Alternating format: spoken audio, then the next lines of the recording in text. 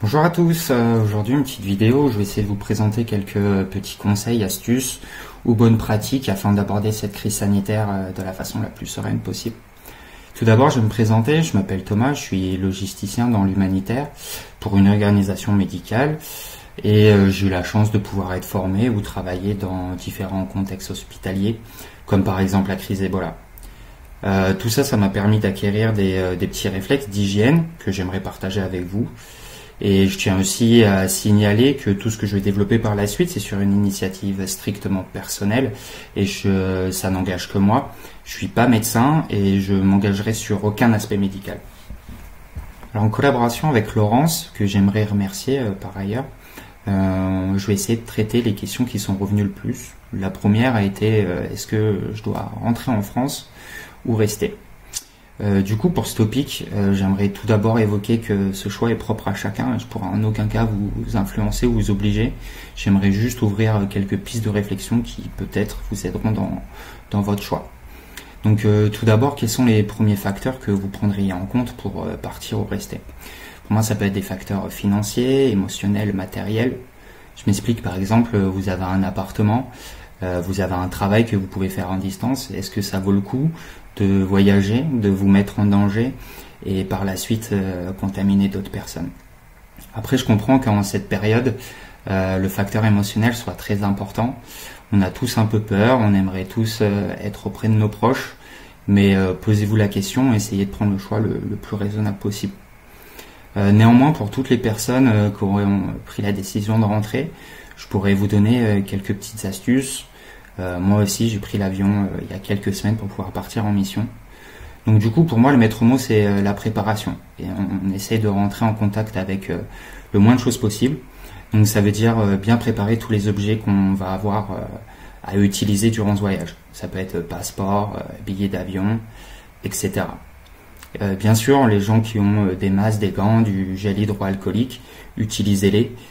Ceux qui n'en ont pas, lavez-vous les mains le plus régulièrement possible. C'est surtout aussi très important de pouvoir respecter ces distances de sécurité et garder son calme, pas céder à la panique. Ça paraît des choses toutes simples, mais franchement, si tout le monde les respectait, ça ferait une grosse différence. Alors la deuxième question va se porter sur les moyens de protection, les masques, les gants. Donc tout d'abord pour les masques, vous avez entendu parler de différents types, que ce soit les FFP2, les FFP3, les masques en tissu. Alors tout ça, ce sont des caractéristiques techniques et il existe des protocoles pour pouvoir les utiliser de la meilleure des façons. Que ça soit sur comment les mettre, comment les enlever, sur le temps d'utilisation. Donc du coup, quand on n'a pas été formé pour, c'est très difficile de pouvoir les utiliser de la meilleure des façons. Exactement la même chose pour les gants, il existe des protocoles de comment les mettre, comment les enlever pour pouvoir garantir votre protection. Donc c'est sûr, si vous en avez, portez-les.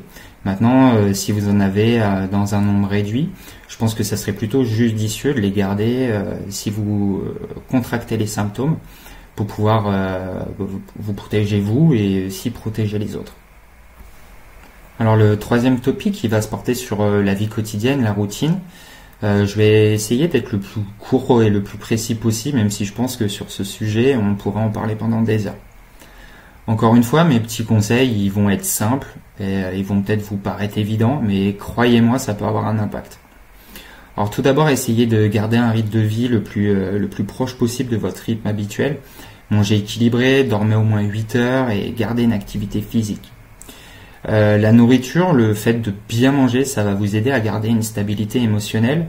Et en cette période de confinement où on a beaucoup de temps, pourquoi pas essayer de préparer des petits plats, ce qui pourra vous permettre de partager un moment agréable en famille ou avec les personnes avec qui vous vivez. Le sommeil est également très important, il y a un impact sur votre humeur et vos émotions. Donc le sous-estimez pas. Vous me direz qu'en ces temps, vous avez moins de sommeil car vous restez chez vous, vous ne dépensez pas beaucoup. Et c'est pour ça que je vous conseillerais de faire une petite activité physique. Car oui, le sport, ça a aussi un impact sur votre bien-être. Il y a des petits exercices tout simples qu'on peut faire, comme par exemple de la corde à sauter, des pompes, des abdos, du gainage. Enfin, il y a plein de possibilités qui s'offrent à vous. Il y a aussi plein de vidéos qui sont disponibles sur Internet qui pourront vous montrer les bons gestes. Après, certains d'entre nous n'aiment pas le sport, mais du coup, c'est pas une fatalité parce que je pense qu'il suffit juste de trouver un moyen de se relaxer. Et encore une fois, il y a énormément de solutions sur Internet. Je peux vous donner des petits exemples comme la méditation, la lecture, on joue d'un instrument de musique, le bricolage. Enfin, du coup, vous m'aurez compris, c'est plutôt d'essayer de trouver quelque chose qui vous fait du bien. Mais bon, c'est sûr, si on joue d'un instrument de musique, il faut penser à ceux qui nous entourent et à les respecter le maximum possible. Le quatrième topic va se porter sur les courses. Afin de mieux vous préparer, je vous conseillerais de faire une petite liste avec les produits essentiels et surtout pas aller dans l'abus comme ce qu'on a pu voir aux informations. Pensez au repas que vous aimeriez cuisiner pour 1 ou 2 semaines et achetez les ingrédients en conséquence. Faites des courses de manière raisonnable, respectez les règles de sécurité instaurées et allez dans un endroit proche. Ne faites pas des kilomètres qui n'auraient pas lieu d'être. Comment aborder l'hygiène durant les courses? Encore une fois, tout est une question de préparation.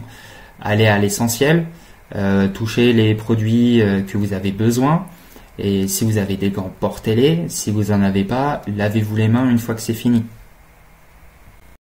Alors une fois l'opération finie, comment ramener les courses chez soi et essayer de contaminer le moins possible son habitat? La première chose, je vous conseillerais d'avoir une paire de chaussures pour l'extérieur et une paire de chaussures pour l'intérieur. Généralement, ça se passe dans la cuisine. Donc, mettez vos courses par terre sur le carrelage, enlevez les emballages et mettez-les directement à la poubelle. Au préalable, préparez une solution d'eau de javel 1,15, donc c'est-à-dire un verre de javel pour 15 verres d'eau, avec de l'eau froide. Et lavez vos produits, donc les conserves, les canettes, le plastique, et puis rincez-les bien avec de l'eau claire. Évidemment, si vous utilisez une éponge, une lavette, une lingette, un torchon, lavez-le entre chaque opération. Et pour les fruits et les légumes, vous avez des petites techniques qui sont toutes simples aussi. Vous pouvez les laver au vinaigre ou au bicarbonate de soude. Donc pour le vinaigre, je vous conseillerais de mettre un verre de vinaigre pour 1 litre.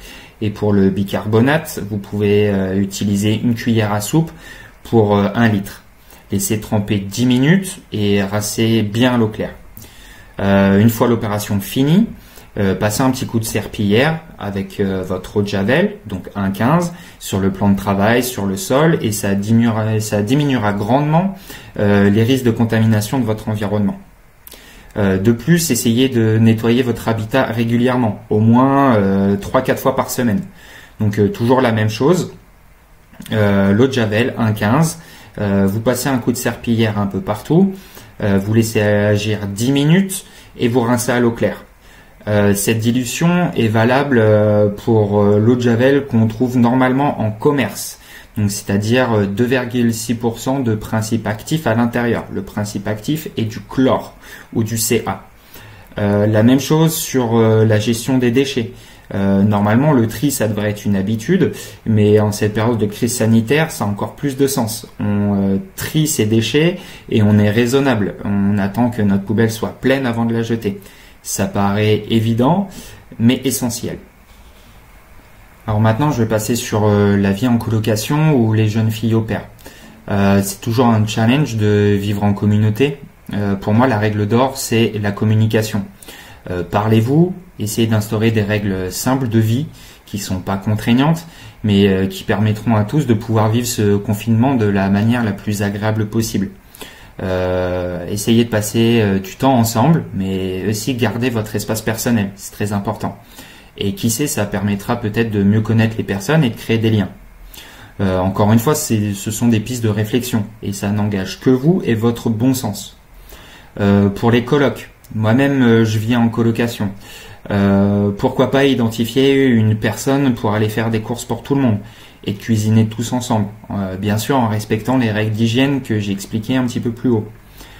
Si ça c'est pas possible dans votre configuration, les endroits les plus à risque restent la cuisine, la salle de bain et les toilettes.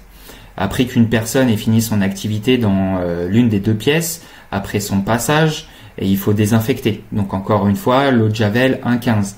Une petite astuce pour les toilettes, fermez bien la cuvette avant de tirer la chasse. C'est tout simple. Mais encore une fois, ça fait preuve de bon sens. Ce sont des règles de base et ça doit faire l'objet de respect et de bienveillance. avec la personne qui partage votre environnement. Pour les jeunes filles au pair, malheureusement, je ne connais pas trop la situation, mais je peux l'imaginer. Elle est compliquée comme pour tout le monde. Encore une fois, je pense que la clé, c'est la communication.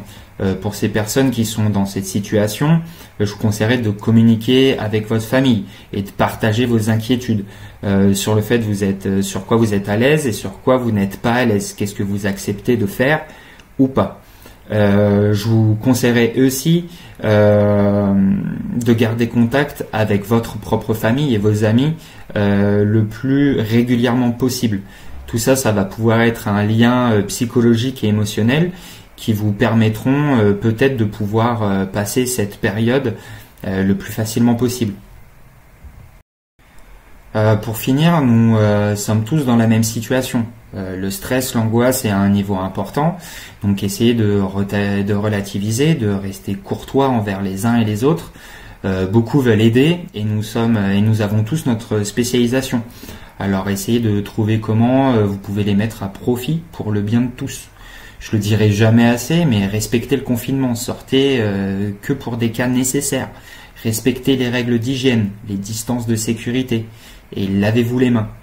J'aimerais aussi remercier Laurence et toutes les personnes qui se mobilisent pour leur implication et dévouement. J'espère que ça a pu vous aider et surtout prenez soin de vous.